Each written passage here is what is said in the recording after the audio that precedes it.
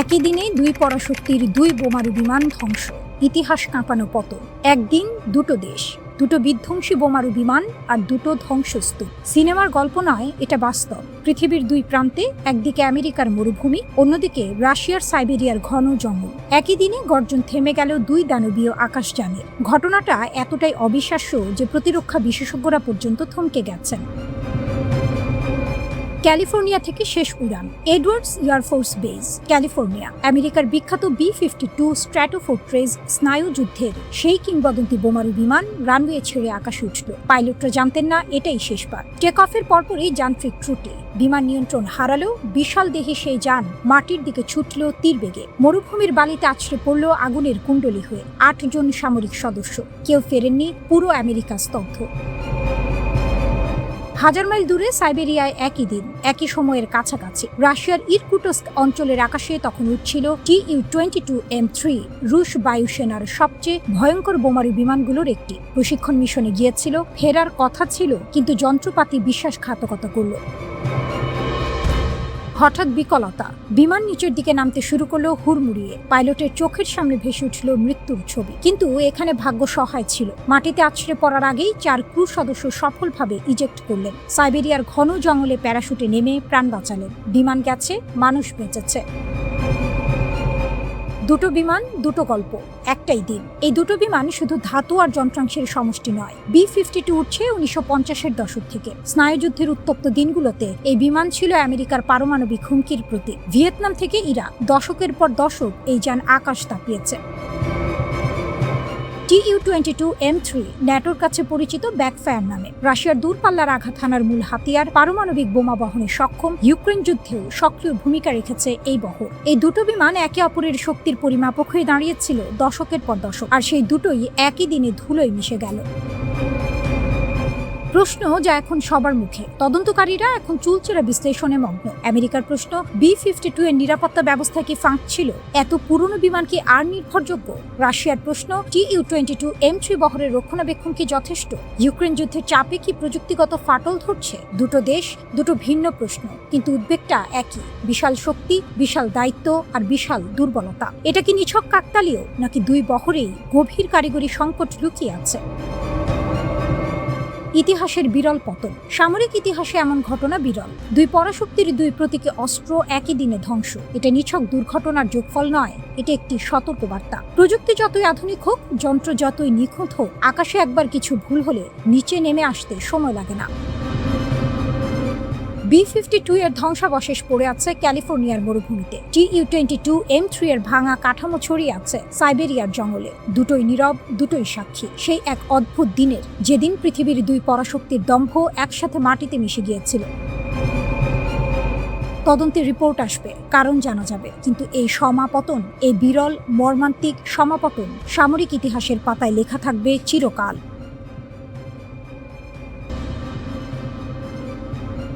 মার্কিন ইসরায়েল জোটের রক্তচক্ষু উপেক্ষা করে আবারও স্বরূপে দেখা দিলেন মধ্যপ্রাচ্যের সবচেয়ে রহস্যময় জেনারেল। ইরানের কুদস ফোর্সের প্রধান ইসমাইল কানি দীর্ঘদিনের নীরবতা ভেঙে এক বিস্ফোরক বার্তা নিয়ে হাজির হয়েছেন। সরাসরি জানিয়ে দিয়েছেন প্রতিরোধের মূল লড়াইটা এখনো দেখাই যায়নি। যা দেখা গেছে তা হিমশৈলের চূড়া মাত্র। একদিকে তেহরানের এই শীর্ষ কমান্ডারের হুঙ্কার, অন্যদিকে লেবানন সীমান্তে হিজবুল্লাহর নজিরবিহীন ক্ষেপণাস্ত্র ও ড্রোন হামলা মধ্যপ্রাচ্যের ভূ রাজনীতিকে এক নতুন সমীকরণে দাঁড় করিয়েছে। যুদ্ধক্ষেত্রের এই উত্তাপ এবার খোদ ওয়াশিংটন আর তেল আবিবকে বড় ধরনের কৌশলগত ও রাজনৈতিক দেউলিয়াত্বের দিকে ঠেলে দিচ্ছে। দীর্ঘদিন লোকচক্ষুর অন্তরালে থাকার পর 15 জুন ইরানের খাবার নেটওয়ার্কে হাজির হন ইসমাইল কানি। তার এই আকস্মিক উপস্থিতি মার্কিন ইসরায়েল শিবিরের গোয়েন্দা ছক গুঁড়িয়ে দিয়েছে। কানি স্পষ্ট ভাষায় হুঁশিয়ারি দিয়ে বলেন, প্রতিরোধ ফ্রন্ট বা অক্ষ মাসের পর মাস চলা এই যুদ্ধ থেকে আগের চেয়ে আরও শক্তিশালী হয়ে উদ্ভূত হয়েছে। তার বক্তব্যের মূল লক্ষ্য ছিল লেবাননের হিজবুল্লাহ এবং ফিলিস্তিনের হামাস। কানি দাবি করেন লেবাননে হিজবুল্লাহর সামনে দাঁড়ানোর মতো ক্ষমতা এই মুহূর্তে কারণেই। হিজবুল্লাহর আসল সামরিক সক্ষমতা এখনও গোপন রাখা হয়েছে। শত্রুপক্ষ যা দেখছে তা আসল শক্তির সামান্য একটি অংশ মাত্র। হামাস যুদ্ধের ধাক্কা সামলে খুব দ্রুত পুনর্গঠিত এবং ঘুরে দাঁড়াবে। শুধু তাই নয়, তেহরানের এই ছায়া কমান্ডার বাব আল মান্দাব প্রণালীকে প্রতিরোধ ফ্রন্টের অন্যতম সেরা উইনিং কার্ড হিসেবে উল্লেখ করেন। প্রয়োজনে আরও গোপন তাস বের করার হুমকি দিয়ে তিনি বলেন, প্রতিরোধ ফ্রন্টের সাথে সংঘাতে জড়াতে এসো না। যেখানেই লড়তে এসেছ তোমরা মর্যাদা হারিয়েছ। ইসমাইল কানির এই হুঙ্কারের বাস্তব প্রতিফলন দেখা গেছে হিজবুল্লাহর প্রকাশ করা একটি নতুন ভিডিওতে। 13 জুন হিজবুল্লাহ তাদের সামরিক শক্তি প্রদর্শনের অংশ হিসেবে একটি ব্যালিস্টিক ক্ষেপণাস্ত্র উৎক্ষেপণের দৃশ্য প্রকাশ করে। সামরিক পর্যবেক্ষকদের মতে এটি সাধারণ কোনো রকেট বা ড্রোন নয়, এটি ইরানের তৈরি আরমান বা আবাবিল ক্ষেপণাস্ত্র। এই প্রথম হিজবুল্লাহর হাতে এই স্তরের নিখুঁত এবং মারাত্মক প্রযুক্তির অস্ত্র দেখা গেল, যা তেহরান ও বৈরুতের মধ্যকার গভীর সামরিক আস্থার প্রমাণ। আবাবিল ক্ষেপণাস্ত্রের শক্তি। এটি একটি single stage solid fuel ballistic missile. কঠিন জ্বালানি ব্যবহারের কারণে এটি আগে থেকেই প্রস্তুত করে রাখা যায় এবং অত্যন্ত দ্রুত স্বল্প নোটিসে উৎক্ষেপণ করা সম্ভব। ফলে প্রতিপক্ষের বিমান প্রতিরক্ষা ব্যবস্থা সক্রিয় হওয়ার আগেই এটি নিখুঁতভাবে আঘাত হানতে পারে। গত 9 জুন দক্ষিণ লেবাননে ইসরায়েলি সামরিক অবস্থান লক্ষ্য করে এই ক্ষেপণাস্ত্রের সফল ব্যবহার করা হয়েছে বলে জানা গেছে। এটি মোবাইল লঞ্চার থেকে উৎক্ষেপণযোগ্য হওয়ায় হিজবুল্লাহর এই ব্যাটারিগুলোকে খুঁজে বের করে ধ্বংস করা ইসরায়েলের জন্য প্রায় অসম্ভব হয়ে দাঁড়িয়েছে। শুধু ক্ষেপণাস্ত্র নয়, মাঠ পর্যায়ে হিজবুল্লাহ তাদের হামলার তীব্রতা বহুগুণ বাড়িয়ে দিয়েছে। মাত্র 24 ঘন্টার ব্যবধানে ইসরায়েলি বাহিনীর ওপর 26টি পৃথক সামরিক অপারেশন চালিয়েছে তারা। দক্ষিণ লেবাননের ঐতিহাসিক ফ্ল্যাশ পয়েন্ট মাজদাল জুন, বিন্ত জুবাইল এবং মারুন আল রাশ এলাকায় এই হামলাগুলো চালানো হয়। হিজবুল্লাহর আত্মঘাতী ড্রোন এবং গাইডেড মিসাইল সরাসরি ইসরায়েলি গোলন্দাজ ঘাঁটি, সামরিক যান এবং কমান্ড সেন্টারে আঘাত হানে। এতে বেশ কয়েকজন ইসরায়েলি সেনা হতাহত হওয়ার খবর এসেছে। হিজবুল্লাহর এই লাগাতার আক্রমণ ইসরায়েলের উত্তর সীমান্তকে পুরোপুরি অচল করে দিয়েছে।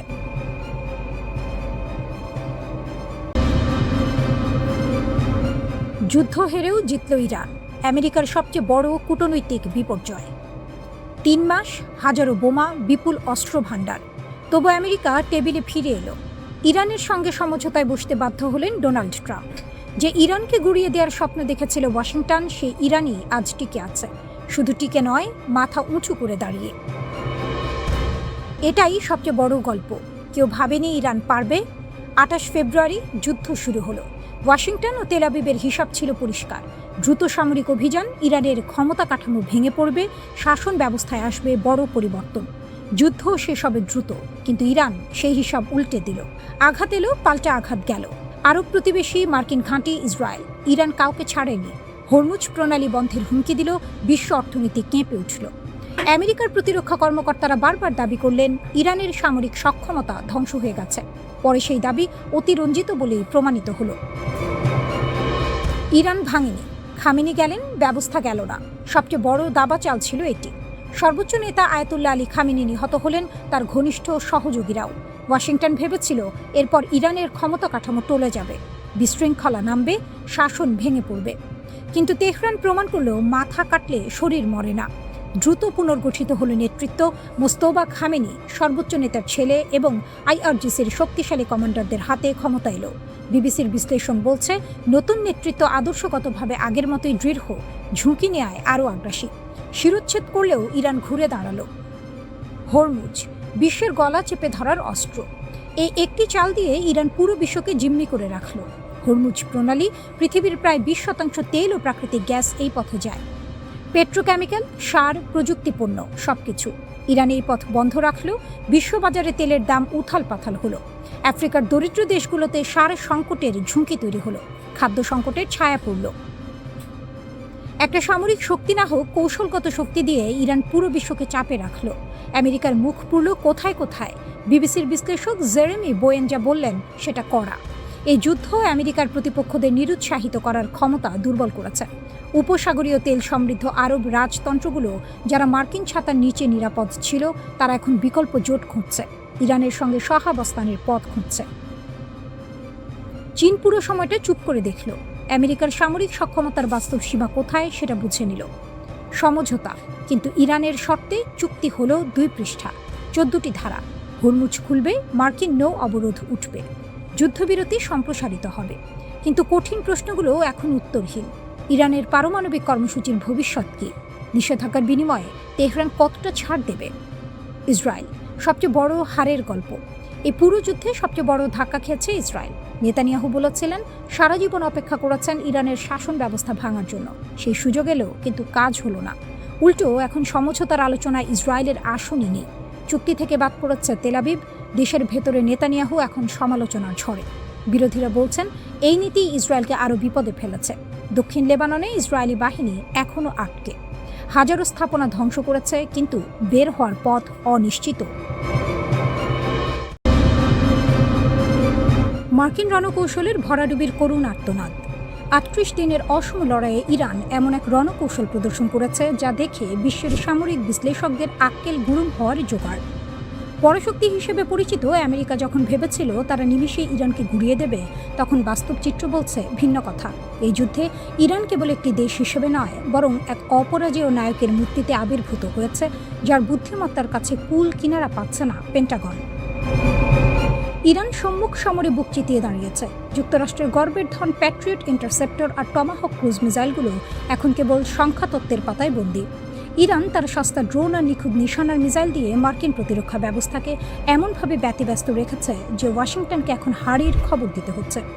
মাত্র ৩৮ দিনে ১২০০ প্যাট্রিয়ট আর ১,০০০ টমাহক খরচ করে মার্কিন ভান্ডার এখন খালি হওয়ার দিকে। ইরানের ড্রোনগুলো যখন ঝাঁকে ঝাঁকে মার্কিন রণতরী আর ঘাঁটির দিকে ধেয়ে গেছে, তখন সেই সস্তা ড্রোন ঠেকাতে লাখ লাখ ডলারের দামি ক্ষেপণাস্ত্র ব্যবহার করে পেন্টাগন এখন নিজের পায়ে নিজেই কুড়াল মেরেছে। এই যুদ্ধের ময়দানে ইরান প্রমাণ করেছে যে কেবল আধুনিক প্রযুক্তিতে আকাশকুসুম কল্পনা করলেই যুদ্ধ জেতা যায় না। তার জন্য চাই অদম্য সাহস আর কৌশলী পরিকল্পনা। মার্কিন সেনারা যখন $৫.৬ বিলিয়ন গোলা বারুদ খরচ করে ভেবেছে তারা বিজয়ী, ইরান তখন ছায়াযুদ্ধের কৌশলে তাদের নাজেহাল করে ছেড়েছে। পেন্টাগন যে ক্ষেপণাস্ত্রগুলো রাশিয়া বা চীনের মতো পরাশক্তির জন্য তুলে রেখেছিল, পারস্যের এই বীরদের ঠেকাতেই সেগুলো সব জলবৎ তরলং হয়ে গেছে। ১১০০টি JASSM-ER ক্ষেপণাস্ত্রের অপচয় প্রমাণ করে ইরানের প্রতিরক্ষা ব্যূহ ভেদ করে মার্কিনীদের জন্য ছেলে খেলার মতো সহজ নয়। যেখানে প্রতিদিন $1 বিলিয়ন খরচ করে আমেরিকা এখন দেউলিয়া হওয়ার পথে, সেখানে ইরান অত্যন্ত শান্ত মাথায় তাদের তুরুপের তাসগুলো খেলছে। আমেরিকার প্রতিরক্ষা ব্যবস্থা এখন তিলকে তাল করা দম্ভ থেকে সরে এসে কংগ্রেসের কাছে হাত পাচ্ছে। সিনেটের সশস্ত্র সেবা কমিটির প্রধান জ্যাক রিড যখন এই ঘাটতি পূরণে বছরের পর বছর সময়ের কথা বলছেন, তখন তেহরানের ঘরে বইছে বিজয়ের হাওয়া। ইরান কেবল নিজের ভূমি রক্ষা করেনি, বরং বিশ্বজুড়ে যুক্তরাষ্ট্রের সামরিক ভারসাম্যের ভিত নাড়িয়ে দিয়েছে। ইউরোপ ও এশিয়া থেকে অস্ত্র সরিয়ে এনেও যখন ইরানের অগ্রযাত্রা রোখা যাচ্ছে না, তখন বোঝা যায় যে পারস্যের এই বীরেরা কতটা শক্ত ইটের জবাব পাটকেলে দিতে জানে। এই পরিস্থিতি নিয়ে জ্যাক রিড গভীর উদ্বেগ প্রকাশ করেছেন। তিনি বলেছেন, এখন যে গতিতে অস্ত্র ব্যবহার ও উৎপাদন হচ্ছে তাতে ঘাটতি পূরণ করতে কয়েক বছর পর্যন্ত সময় লেগে যেতে পারে। এই কারণেই পেন্টাগন অতিরিক্ত অর্থের জন্য কংগ্রেসের কাছে আবেদন করেছে। তবে প্রশ্ন উঠছে, মার্কিন প্রতিরক্ষা শিল্প এত দ্রুত এই বিপুল পরিমাণ দামি অস্ত্র তৈরি করতে পারবে কিনা। এই যুদ্ধ আরেকটি বড় দুর্বলতাও সামনে এনে দিয়েছে।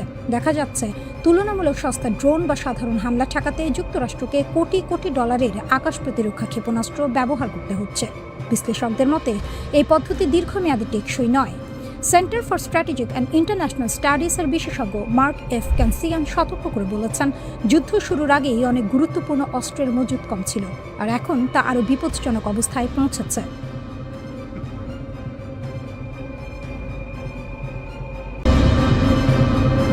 ইরান যুক্তরাষ্ট্র সংঘাত যখন দিন দিন আরও বিস্ফোরক রূপ নিচ্ছে, ঠিক তখনই আকাশে শুরু হয়েছে এক নতুন যুদ্ধ। ড্রোন, যুদ্ধবিমান আর মিসাইলের এক ভয়ঙ্কর সংঘর্ষ। ইরান দাবি করেছে তাদের আকাশসীমার গভীরে একটি বহুমূল্যের মার্কিন ড্রোন ভূপাতিত করা হয়েছে। দেশটির আধা সরকারি বার্তা সংস্থা ফার্স নিউজ জানায়, ইস্পাহান প্রদেশের আকাশে একটি MQ-1 ড্রোন ধ্বংস করা হয়েছে। এই অভিযান পরিচালনা করেছে Islamic revolutionary guard corps IRGC। ইরানের দাবি এটি ছিল যুক্তরাষ্ট্র ও ইসরায়েলের যৌথ নজরদারি মিশনের অংশ, যা তাদের উন্নত সমন্বিত আকাশ প্রতিরক্ষা ব্যবস্থার মাধ্যমে ধ্বংস করা হয়। শুধু ড্রোন নয়, ইরান আরও বড় দাবি তুলছে। তাদের মতে সাম্প্রতিক সংঘর্ষে তারা একাধিক মার্কিন যুদ্ধবিমান ভূপাতিত করেছে, যার মধ্যে রয়েছে হরমুজ প্রণালীর কাছে এবং দক্ষিণ পশ্চিম ইরানের আকাশে সংঘটিত হামলা। ইরানি কর্মকর্তারা একে বলছেন একটি টার্নিং পয়েন্ট, একটি কালো দিন যেখানে যুক্তরাষ্ট্র ও ইসরায়েলের আকাশ শক্তিকে বড় ধাক্কা দেওয়া হয়েছে।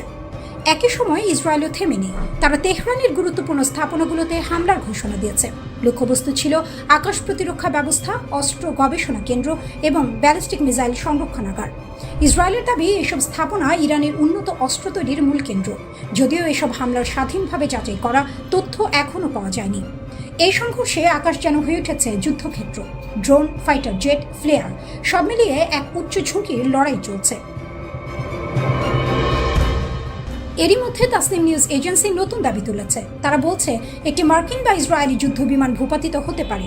তাদের প্রকাশিত ছবিতে দেখা গেছে ধ্বংসাবশেষ, যেখানে একটি ইঞ্জিনের এক্সহস্ট অংশ দেখা যায়। বিশ্লেষকদের মতে এটি F-16 বা F-35 হতে পারে, তবে F-16 হওয়ার সম্ভাবনাই বেশি। আরও জানা গেছে তেহরান সহ বিভিন্ন শহরের আকাশে একাধিক যুদ্ধবিমান উঠতে দেখা গেছে এবং ইরানি প্রতিরক্ষা ইউনিট সেগুলোর বিরুদ্ধে পাল্টা আক্রমণ চালিয়েছে। কিছু বিমান পালানোর চেষ্টা করতে ফ্লেয়ার ছুড়েছে। তবে এসব দাবি এখনও স্বাধীনভাবে নিশ্চিত করা যায়নি। অন্যদিকে যুক্তরাষ্ট্রের পক্ষ থেকে বড় ধরনের ঘটনা সামনে এসেছে। নিউ ইয়র্ক টাইমস জানিয়েছে হরমুজ প্রণালীর কাছে একটি A-10 ওয়ারথগ যুদ্ধবিমান বিধ্বস্ত হয়েছে। একই সময়ে আরেকটি বড় ঘটনা ঘটে।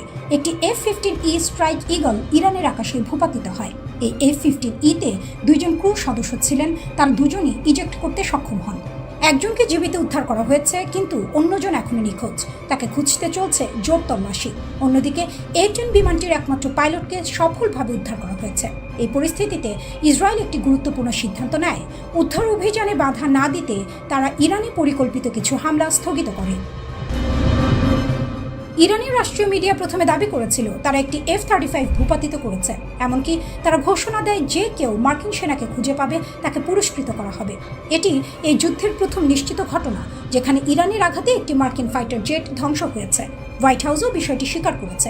প্রেস সেক্রেটারি জানিয়েছেন প্রেসিডেন্টকে পুরো পরিস্থিতি সম্পর্কে জানানো হয়েছে। F-15E স্ট্রাইক ঈগল বোয়িং নির্মিত এই যুদ্ধ বিমান যুক্তরাষ্ট্রের অন্যতম শক্তিশালী অস্ত্র।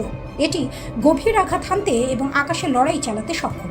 তবে এই ঘটনার পর বড় প্রশ্ন হচ্ছে, যুক্তরাষ্ট্র কি সত্যি আকাশে আধিপত্য ধরে রাখতে পারছে?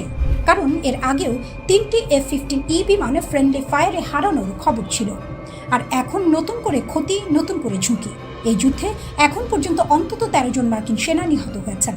এর মধ্যেই ডোনাল্ড ট্রাম্প ও তার প্রতিরক্ষা মন্ত্রী বারবার দাবি করেছেন যুক্তরাষ্ট্র এই যুদ্ধে কার্যত জয়ী। তারা বলছেন ইরানের আকাশ প্রতিরক্ষা ব্যবস্থা দুর্বল হয়ে গেছে, কিন্তু বাস্তবতা যেন ভিন্ন গল্প বলছে।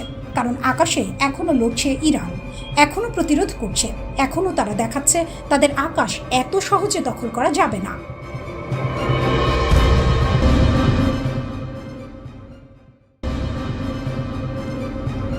ওয়াশিংটনের আকাশে এখন যুদ্ধের মেঘের চেয়েও ঘনীভূত ধোঁয়াশা। ইরান সংঘাতের প্রকৃত ক্ষয়ক্ষতির হিসেব নিয়ে ট্রাম্প প্রশাসনের বিরুদ্ধে উঠে আসছে গুরুতর অভিযোগ। প্রশাসন যেন কোনো ঢাক গুড়গুড় নীতি নিয়ে এগোচ্ছে, যেখানে তথ্যের স্বচ্ছতা তলানিতে। একদিকে সিজফায়ার বা যুদ্ধবিরতির ঘোষণা, অন্যদিকে রণক্ষেত্রে প্রাণহানি ও আহত হওয়ার সংখ্যা নিয়ে লুকোচুরি, সব মিলিয়ে এক গভীর সংকটের মুখে দাঁড়িয়ে হোয়াইট হাউস। পেন্টাগনের তথ্যে অসামঞ্জস্যতা যেন মরার ওপর খাঁড়ার ঘা হয়ে দাঁড়িয়েছে। যুদ্ধবিরতির সময় নিহতের সংখ্যা ছিল 385, যা পরে বেড়ে 428 হয়েছিল। কিন্তু হঠাৎ করে কোনো ব্যাখ্যা ছাড়াই 15 জন আহতের নাম তালিকা থেকে মুছে ফেলা হলো। সংখ্যাটা নেমে এলো 413-তে, এরপর আবার 411। এই যে সংখ্যার ক্রমাগত হেরফের, তা সাধারণ মানুষের কাছে আকাশকুসুম কল্পনা ছাড়া আর কিছু নয়। কর্মকর্তারা এর কোনো যৌক্তিক ব্যাখ্যা দিতে পারছেন না, বরং দায়সারা উত্তর দিচ্ছেন। মনে হচ্ছে প্রশাসন যুদ্ধের ভয়াবহতাকে সাধারণ মানুষের কাছে ধামা চাপা দেওয়ার এক পরিকল্পিত ছক কষছে। কেবল সংখ্যা নয়, যুদ্ধের প্রকৃত চিত্রটি আড়াল করার অভিযোগ উঠছে। USS জেরাল্ড আর ফোর্ড জাহাজের অগ্নিকাণ্ডে 200-র বেশি নাবিক আহত হলেও সেই তথ্য সরকারি খাতায় নেই। এছাড়া USS আব্রাহাম জাহাজের ঘটনার তথ্য চেপে যাওয়া হয়েছে। সমালোচকদের মতে প্রশাসন একটি নিয়ন্ত্রিত আখ্যান তৈরি করছে, যা প্রকৃত মানবিক ক্ষয়ক্ষতির চিত্রকে লেজে গোবরে করে ফেলেছে।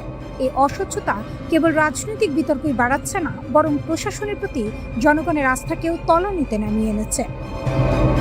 শুধু হতাহতের সংখ্যায় নয়, বড় ধরনের সংকটে পড়েছে মার্কিন সামরিক অস্ত্র ভাণ্ডারও।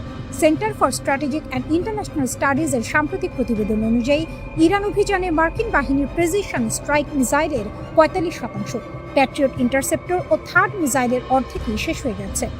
এটি শুধু মধ্যপ্রাচ্যের জন্য নয়, ভবিষ্যতে চীনের মতো বড় কোনো প্রতিপক্ষের মোকাবিলায় আমেরিকার জন্য সাপে নেউলে সম্পর্কের মতো বিপদ ডেকে আনতে পারে।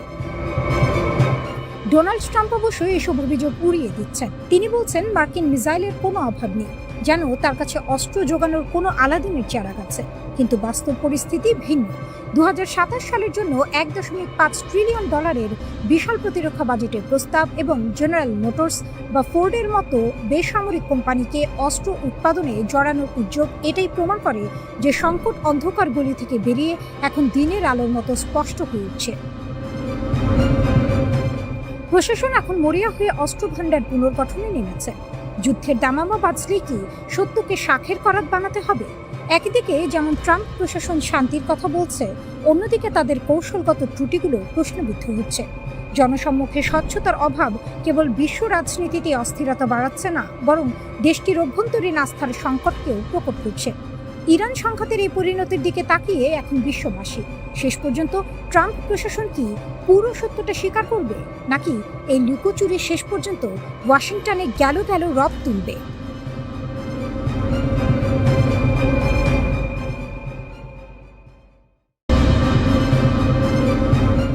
মধ্যপ্রাচ্যের মানচিত্র থেকে মার্কিন আধিপত্যের তাসের ঘর যেন একে একে ভেঙে পড়ছে। একদিকে সিরিয়া থেকে শেষ মার্কিন সেনার পিছু হটা, অন্যদিকে পারস্য উপসাগরের আকাশে আমেরিকার সবচেয়ে দামি চোখ অন্ধ হয়ে যাওয়া। সব মিলিয়ে ওয়াশিংটন এখন এক চরম কৌশলগত বিপর্যয়ের মুখোমুখি। 2026 সালের এপ্রিলের এই দিনগুলো মার্কিন সামরিক ইতিহাসে এক কালিমালিপ্ত অধ্যায় হিসেবে লেখা থাকবে। দীর্ঘ বছরের মোতায়েন, আইএস বিরোধী অভিযান আর ইরানকে ঠেকিয়ে রাখার স্ট্র্যাটেজিক ফুটহোল্ড সবই এখন অতীত। সিরিয়ায় মার্কিন সামরিক উপস্থিতির শেষ চিহ্নটুকুও মুছে গেছে। উত্তর পূর্ব সিরিয়ার শেষ ঘাঁটিটি হস্তান্তর করে মার্কিন বাহিনী এখন জর্ডান ও ইরাকের পথে। মজার ব্যাপার হলো, এই পিছু হটা কোনো বিজয়োল্লাস নয়, বরং ইরান সমর্থিত গোষ্ঠীগুলোর হামলার ভয়ে অনেকটা গোপনে স্থলপথে সম্পদ সরিয়ে নেওয়া। প্রেসিডেন্ট আহমেদ আল শারা ক্ষমতায় আসার পর কুর্দি নেতৃত্বাধীন এসডিএফ সিরীয় সেনাবাহিনীর সাথে একীভূত হওয়ার চুক্তি করেছে। ফলে ওয়াশিংটনের দীর্ঘদিনের প্রক্সি রাজনীতির স্থাপত্য ধূলিসাৎ হয়ে গেছে। সিরিয়া এখন এমন এক সংঘাতের ভূমি যা একসময় যুক্তরাষ্ট্র নিয়ন্ত্রণ করতে চেয়েছিল, আর আজ তা অন্যদের হাতে ছেড়ে দিয়ে নিঃশব্দে প্রস্থান করতে হচ্ছে। সিরিয়া ত্যাগের ক্ষতের ওপর নুনের ছিটা হয়ে এসেছে পারস্য উপসাগরের বিপর্যয়।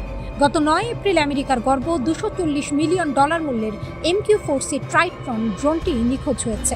এটি কোনো সাধারণ ড্রোন নয়, এর এক একটি দাম একাধিক F-35 স্টেলথ ফাইটারের চেয়েও বেশি।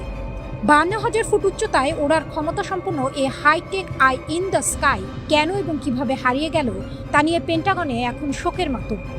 ওপেন সোর্স ডেটা বলছে 3 ঘন্টার টহল শেষে ফেরার পথে ড্রোনটি হঠাৎ ইরানের দিকে মোড় নেয় এবং এরপরই সিগন্যাল উধাও হয়ে যায়। মার্কিন নৌবাহিনী একে ক্লাস এ মিসহ্যাপ বলে দায় সারতে চাইলেও আসল সত্যটা অনেক বেশি ভয়াবহ। $1 বিলিয়ন চিতা কেবল একটি ট্রাইটন নয়, পরিসংখ্যান বলছে এই যুদ্ধে 1 মাসে মার্কিন বিমান বাহিনীর ক্ষয়ক্ষতি রূপ নিয়েছে এক দুঃস্বপ্নে। 24টি MQ-9 রিপার ড্রোন। পারস্য উপসাগর ও হরমুজ প্রণালীর আশেপাশে ইরান অন্তত 24টি রিপার ড্রোন ভূপাতিত করেছে, যার বাজার মূল্য প্রায় $720 মিলিয়ন। কৌশলগত সম্পদ ধ্বংস। শুধু ড্রোন নয়, এই সংঘাতের প্রথম মাসেই যুক্তরাষ্ট্র হারিয়েছে E-3 সেন্ট্রি অ্যাওয়াক্স, A-10 ওয়ারথগ এবং F-15E এর মতো বাঘা যুদ্ধ বিমান। 1 মাসের কম সময়ে পেন্টাগনের ক্ষতির অঙ্ক $1 বিলিয়ন ছাড়িয়ে গেছে। আকাশপথে যে অপ্রতিদ্বন্দ্বী শ্রেষ্ঠত্বের বড়াই ওয়াশিংটন করত, ইরানের অত্যাধুনিক আকাশ প্রতিরক্ষা ব্যবস্থার সামনে তা এখন প্রশ্নের মুখে। ড্রাগন ও পারস্যের সাঁড়াশি চাল। এই উত্তেজনার মধ্যে সিরিয়া ও ইরাক থেকে মার্কিন পিছু হটা এবং আকাশপথে একের পর এক হার, সব মিলিয়ে মধ্যপ্রাচ্যে যুক্তরাষ্ট্রের সুয়েজ মুহূর্ত উপস্থিত হয়েছে। যে ড্রোনগুলো একসময় আফগানিস্তান বা ইয়েমেনে নির্বিঘ্নে দাপিয়ে বেড়াতো, তারা এখন ইরানের আকাশসীমায় ঢোকা মাত্রই কবরে পরিণত হচ্ছে। বিশ্লেষকরা বলছেন, দীর্ঘ পাল্লার ক্ষেপণাস্ত্র ফুরিয়ে আসায় যুক্তরাষ্ট্র এখন ড্রোনের ওপর বেশি নির্ভর করতে বাধ্য হচ্ছে, আর সেই সুযোগটি নিচ্ছে তেহরান। এমনকি বন্ধু দেশ ইসরায়েল বা আমিরাতের ড্রোনগুলো রক্ষা পাচ্ছে না।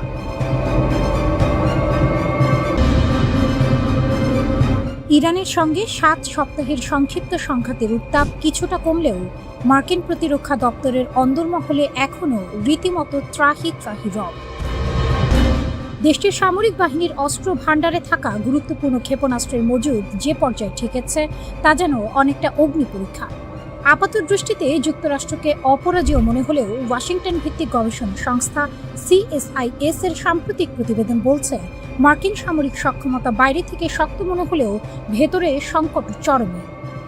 ইরানের সঙ্গে যুদ্ধে যুক্তরাষ্ট্র তাদের প্রিসিশন স্ট্রাইক মিসাইলের অন্তত ৪৫% ব্যবহার করে ফেলেছে। কেবল এখানেই শেষ নয়, ব্যালিস্টিক ক্ষেপণাস্ত্র প্রতিহত করার অত্যাধুনিক ব্যবস্থা থার্ড এবং শক্তিশালী প্যাট্রিয়ট ক্ষেপণাস্ত্র ব্যবস্থার প্রায় অর্ধেক ইন্টারসেপ্টর বা ক্ষেপণাস্ত্র প্রতিরোধক এখন নিঃশেষ। এছাড়া টমাহক ক্ষেপণাস্ত্রের ৩০% এবং joint air to surface stand off মিসাইলের ২০%-এরও বেশি ভাণ্ডার কমে গেছে।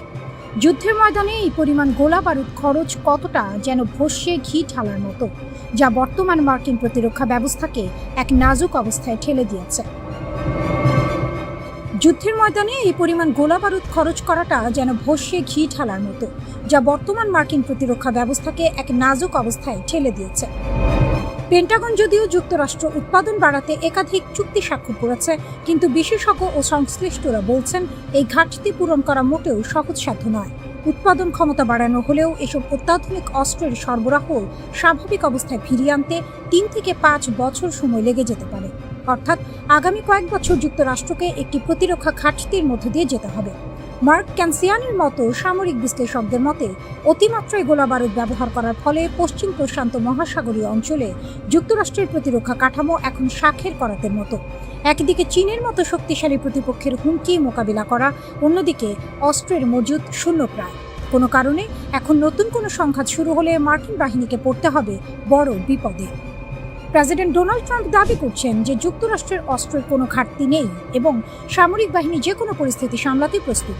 তবে পেন্টাগনের অভ্যন্তরীণ মূল্যায়ন ও ট্রাম্পের নিজের অতিরিক্ত অর্থায়নের অনুরোধ, এই দুইয়ের মধ্যে আকাশ পাতাল ফারাক। ট্রাম্পের দাবি অনেকটা গলাবাজির মতো শোনালেও মাটির বাস্তবতা হলো অস্ত্র ভাণ্ডার এখন পোকায় খাওয়ার মতো জীর্ণ। ডেমোক্রেট সিনেটর মার্ক ক্যালির ভাষায় এটি এখন একটি জটিল গাণিতিক সমস্যা। আকাশ প্রতিরক্ষার জন্য প্রয়োজনীয় গোলাবারুদ কোথা থেকে আসবে তা নিয়ে নীতি নির্ধারকদের কপালে এখন চিন্তার ভাঁজ।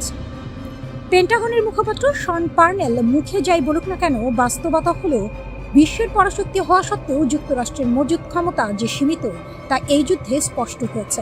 অতীতে স্বল্প চাহিদাপত্র দেওয়ার কারণে এখনকার এই হাহাকার। যুক্তরাষ্ট্র কি এখন আদা জল খেয়ে উৎপাদন বাড়ানোর কাজে নামবে, নাকি রথ দেখা ও কলা বেচার মতো করে পরিস্থিতি সামাল দিবে? ইরান যুদ্ধের পর যুক্তরাষ্ট্রের এই গোলাবারুদ সংকট কেবল একটি সামরিক পরিসংখ্যান নয়, বরং এটি ভবিষ্যতের একটি সতর্কবার্তা। মধ্যপ্রাচ্য থেকে প্রশান্ত মহাসাগর সবখানেই এখন যুক্তরাষ্ট্রের উপস্থিতিতে এক ধরনের অস্থিরতা বিরাজ করছে। অস্ত্রের মজুদ পুনর্গঠন না হওয়া পর্যন্ত মার্কিন রণকৌশল এখন গায়ে হাওয়া দিয়ে চলার মতো বিলাসিতা করার সুযোগ নেই।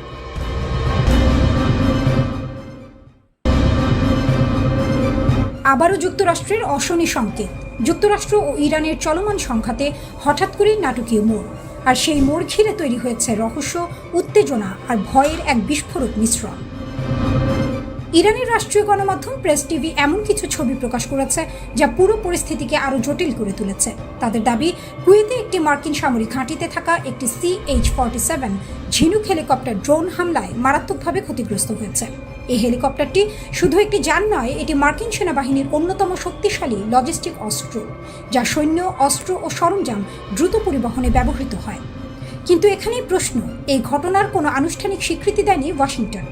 পেন্টাগন এখনও নীরব, আর এই নীরবতাই যেন আরও বড় ঝড়ের পূর্বাভাস। ইরানের আরেকটি গণমাধ্যম আরও বিস্ফোরক দাবি করেছে। তাদের মতে এই হেলিকপ্টারটি একটি বিশেষ উদ্ধার অভিযানে ছিল। লক্ষ্য ইরানের আকাশে ভূপাতিত হওয়া একটি মার্কিন যুদ্ধ বিমানের পাইলটকে খুঁজে বের করা। আর এখানেই আসে সবচেয়ে বড় খবর, একটি মার্কিন F-15E স্ট্রাইক ইগল যুদ্ধ বিমান নাকি ইরানের ভেতরে গুলি করে ভূপাতিত করা হয়েছে। যদি এটি সত্য হয় তাহলে এটি হবে এই যুদ্ধে এক বিশাল টার্নিং পয়েন্ট। প্রতিবেদন বলছে ওই বিমানে ছিলেন 2 জন, একজন পাইলট এবং একজন অস্ত্র নিয়ন্ত্রণ কর্মকর্তা। হামলার পর দুজনই ইজেক্ট করে বেরিয়ে আসেন। এর মধ্যে একজনকে জীবিত উদ্ধার করে মার্কিন বাহিনী এবং তাকে চিকিৎসা দেওয়া হচ্ছে, কিন্তু অন্যজন এখনও নিখোঁজ। সময় দ্রুত ফুরিয়ে যাচ্ছে আর তাকে খুঁজে পেতে চলছে মরিয়া তল্লাশি। এই উত্তেজনাপূর্ণ পরিস্থিতির মধ্যেই বড় একটি সিদ্ধান্ত নেয় ইসরায়েল। জানা গেছে, চলমান উদ্ধার অভিযানে বাধা না দিতে ইসরায়েল তাদের পরিকল্পিত হামলা স্থগিত করেছে। এই পদক্ষেপ দেখাচ্ছে পরিস্থিতি কতটা সংবেদনশীল হয়ে উঠেছে। ইরানের রাষ্ট্রীয় টেলিভিশন আরও এক ধাপ এগিয়ে গেছে। তারা ঘোষণা দিয়েছে, যে কেউ যদি মার্কিন পাইলটকে খুঁজে দেয় তাকে পুরস্কৃত করা হবে। এমনকি সাধারণ জনগণকে আহ্বান জানানো হয়েছে পাইলটদের ধরিয়ে দিতে। অন্যদিকে মার্কিন প্রেসিডেন্ট ডোনাল্ড ট্রাম্প সরাসরি বলেছেন, এই ক্ষতি কূটনৈতিক অবস্থান বদলাবে না। তার কণ্ঠে ছিল কঠোরতা, এটা যুদ্ধ। তবে নিখোঁজ পাইলট ধরা পড়লে যুক্তরাষ্ট্র কি করবে সে বিষয়ে তিনি কিছু বলেননি। এই নীরবতা নতুন করে উদ্বেগ তৈরি করছে। যুক্তরাষ্ট্রের পক্ষ থেকে নিশ্চিত করা হয়েছে একটি যুদ্ধ বিমান ভূপাতিত হয়েছে, তবে তারা এখনও বিস্তারিত কিছু জানায়নি। হোয়াইট হাউস জানিয়েছে, প্রেসিডেন্টকে পুরো পরিস্থিতি সম্পর্কে অবহিত করা হয়েছে। এই ঘটনার মধ্য দিয়ে আরেকটি বিষয় স্পষ্ট হয়ে উঠছে, ইরানের আকাশ প্রতিরক্ষা এখনও শক্তিশালী। যুক্তরাষ্ট্র এতদিন দাবি করে আসছিল তারা আকাশে পূর্ণ নিয়ন্ত্রণ প্রতিষ্ঠা করেছে, কিন্তু এই ঘটনাই দেখাচ্ছে ইরান এখনও প্রতিরোধ গড়ে তুলতে সক্ষম। এর আগে এই যুদ্ধে আরও 3টি F-15E বিমান হারানোর খবর এসেছে, যদিও সেগুলো ফ্রেন্ডলি ফায়ারের কারণে। এখন পর্যন্ত অন্তত 13 জন মার্কিন সেনা নিহত হয়েছে। একদিকে নিখোঁজ পাইলটের খোঁজে মরিয়া যুক্তরাষ্ট্র, অন্যদিকে ইরানের কঠোর অবস্থান। আকাশে প্রতিনিয়ত বাড়ছে উত্তেজনা, মাটিতে জমছে অনিশ্চয়তা। এই যুদ্ধ এখন আর শুধু অস্ত্রের লড়াই নয়, এটি সম্মান, ক্ষমতা আর টিকে থাকার এক ভয়ঙ্কর পরীক্ষা। আর সেই পরীক্ষার প্রতিটি মুহূর্ত যেন নতুন করে মধ্যপ্রাচ্যের ভবিষ্যৎ।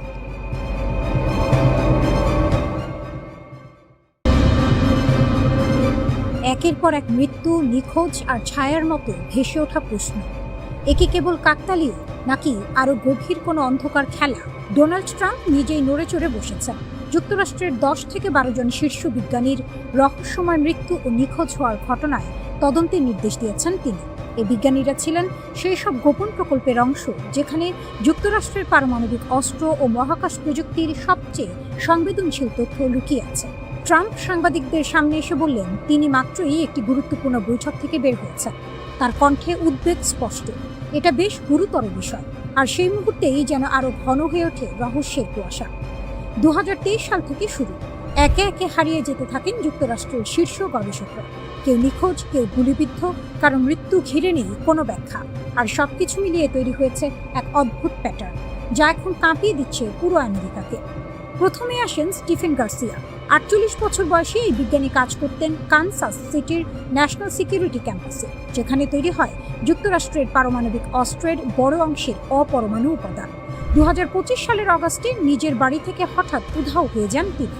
ফোন, মানিব্যাগ, চাবি সবকিছু রয়ে গেছে, শুধু নেই মানুষটি, আর নেই তার হ্যান্ডকার। তারপর আসে আরও অদ্ভুত এক ঘটনা। অবসরপ্রাপ্ত মেজর জেনারেল উইলিয়াম ম্যাককাসলার, তিনি ছিলেন এয়ারফোর্স রিসার্চ ল্যাবের সাবেক কমান্ডার। 2026 সালের ফেব্রুয়ারিতে তিনিও নিখোঁজ। তার স্ত্রী জরুরি নম্বরে ফোন করে জানান, স্বামী নিজেই আত্মগোপনের পরিকল্পনা করেছিলেন। কেন, কার ভয়ে? লস আলামোস, যেখানে জন্ম নিয়েছিল বিশ্বের প্রথম পারমাণবিক বোমা, সেই ল্যাবের সাবেক কর্মী অ্যানহোসি চাভেজ এবং পারমাণবিক সহকারী মেলিসা কেসিয়াস দুজনেই 2025 সালে হেঁটে বাড়ি থেকে বেরিয়ে যান, আর ফেরেননি। সঙ্গে নেননি কোনো ব্যক্তিগত জিনিস। মহাকাশ গবেষণার হৃদয়স্থল নাসার জেট প্রপালশন ল্যাব, সেখানকার পরিচালক মনিকা জাসিন্টোরেসা 2025 সালের জুনে ক্যালিফোর্নিয়ায় হাইকিংয়ে বেরিয়ে নিখোঁজ। যেন পাহাড় আর নীরবতা তাকে গিলে ফেলেছে। এরই মধ্যে মৃত্যু হয়েছে আরও কয়েকজনের। ফ্র্যাঙ্ক মাইওয়াল্ড, মাইকেল হিক্স, কোনো অপরাধের চিহ্ন নেই মৃত্যুর কারণে, যেন নীরব মৃত্যু। MITর প্লাজমা সায়েন্স অ্যান্ড ফিউশন সেন্টারের পরিচালক নুনো লুরেইলো নিজ বাড়িতে গুলিবিদ্ধ। ক্যালটেকের জ্যোতি পদার্থ বিজ্ঞানী কার্ল গ্রিলমায়ার নিজ বারান্দায় গুলিতে নিহত। আরও এক নাম জেসন থমাস, ক্যান্সার গবেষক। নিখোঁজ থাকার পর তার মরদেহ পাওয়া যায় এক হ্রদে। সবশেষে উঠে আসে নতুন এক নাম, অ্যামি এসকোরিস, মাত্র 34 বছর বয়স। অ্যান্টিগ্র্যাভিটি প্রযুক্তি নিয়ে কাজ করছিল। নিজ বাড়িতে গুলিবিদ্ধ অবস্থায় পাওয়া গেছে তার দেহ। মৃত্যুর আগে এক পডকাস্টে বলেছিলেন তার জীবন ঝুঁকিতে। এসব নাম, এসব গল্প একটি অদৃশ্য সুতোয় বাঁধা কি? অনলাইনে ছড়িয়ে পড়েছে নানা তত্ত্ব। কেউ বলছেন বিদেশি গুপ্তচর বৃত্তি, কেউ বলছেন সরকারের গোপন প্রকল্প ঢাকতেই এসব নীরব নির্মূল। আবার কেউ টেনে আনছেন UFO গবেষণার গোপনতা। FBI এর সাবেক কর্মকর্তা ক্রিস ওয়েকার সতর্ক করেছেন, সব ঘটনায় সন্দেহজনক। এরা এমন বিজ্ঞানী যারা অত্যন্ত গুরুত্বপূর্ণ প্রযুক্তি নিয়ে কাজ করেছে। তবুও এখন পর্যন্ত কোনো নিশ্চিত যোগসূত্র খুঁজে পায়নি কর্তৃপক্ষ। কিন্তু প্রশ্নটা রয়ে গেছে, একটা দুইটা নয়, 10-এর বেশি বিজ্ঞানী একই সময়ে একই ছায়া।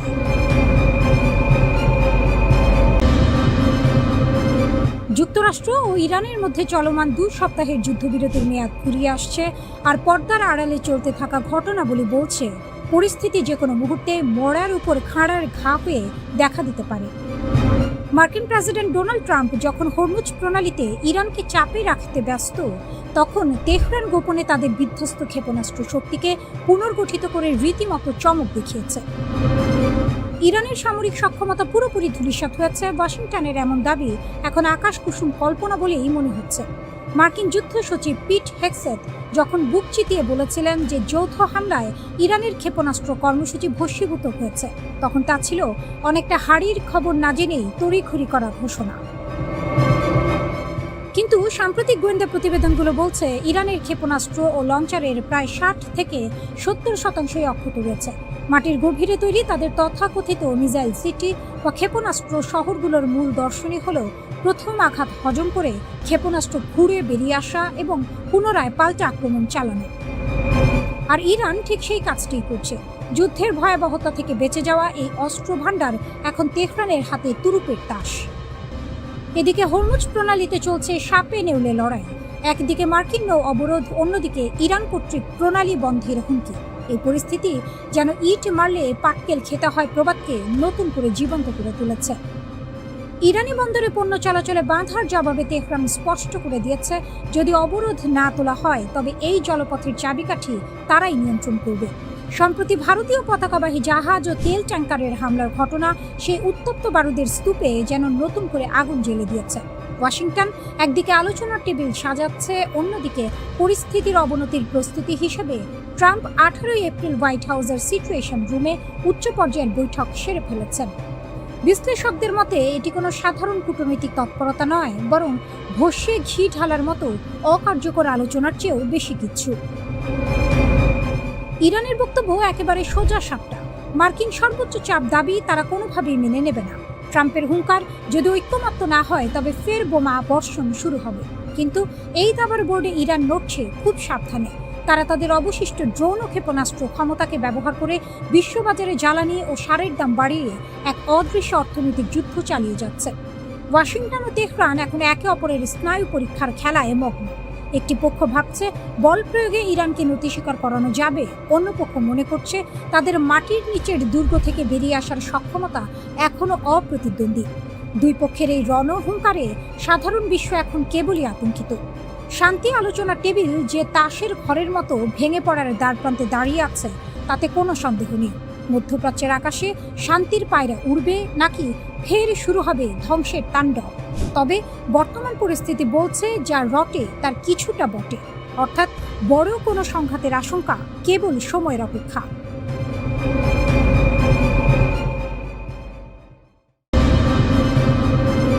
বিশ্ব রাজনীতির বর্তমান রণক্ষেত্রে যখন সাম্রাজ্যবাদী শক্তির আস্ফালন তুঙ্গে, ঠিক তখনই সার্বভৌমত্ব আর শান্তির অকুণ্ঠ প্রহরী হিসেবে বুক চিতিয়ে দাঁড়িয়েছে ইরান ও চীন। হরমুজ প্রণালী থেকে শুরু করে দক্ষিণ চীন সাগর, সবখানেই আমেরিকার একচ্ছত্র আধিপত্যের বিরুদ্ধে এই দুই দেশ যেন ন্যায়ের এক অদম্য দুর্গ গড়ে তুলেছে।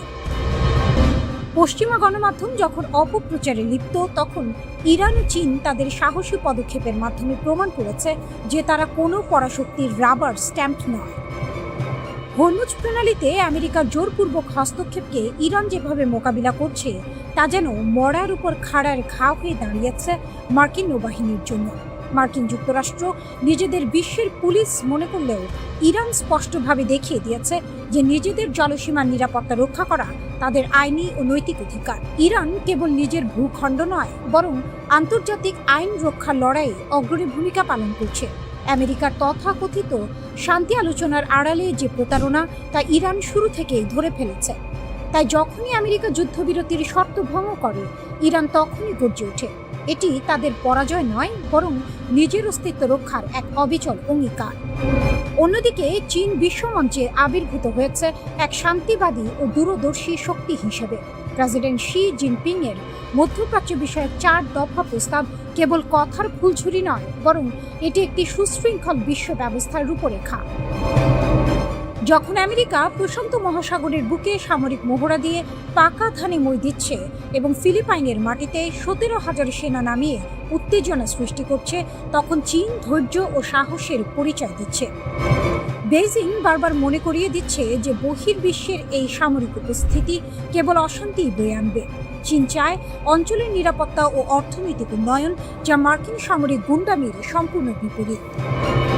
অনেকে হয়তো ইরান ও চীনের মধ্যে ফাটল ধরানোর চেষ্টা করছে, যেমনটা হরমুজ প্রণালীতে চীনের জাহাজ সান প্রফিট এর ঘটনা নিয়ে রটানো হচ্ছে। কিন্তু মনে রাখতে হবে, যুদ্ধক্ষেত্রে কৌশলগত পদক্ষেপ এবং বন্ধুত্বের সংজ্ঞা এক নয়। ইরান যদি কঠোর নিরাপত্তা ব্যবস্থা বজায় রাখে, তবে তা পুরো অঞ্চলের স্থিতিশীলতার স্বার্থে। পশ্চিমা শক্তিগুলো চায় ইরান ও চীনের মধ্যে ভুল বোঝাবুঝি তৈরি করতে, যেন তারা নিজের নাক কেটে পরের যাত্রা ভঙ্গ করতে পারে। কিন্তু দুই দেশের সুদৃঢ় কৌশলগত অংশীদারিত্ব এই প্রোপাগান্ডা ভাঙার জন্য যথেষ্ট। ইরান যখন তার সীমান্তে সতর্ক, তখন চীন পর্দার আড়ালে কূটনীতির মাধ্যমে শান্তি স্থাপনের চেষ্টা চালিয়ে যাচ্ছে। এটি তাদের প্রকৃত বীরত্ব।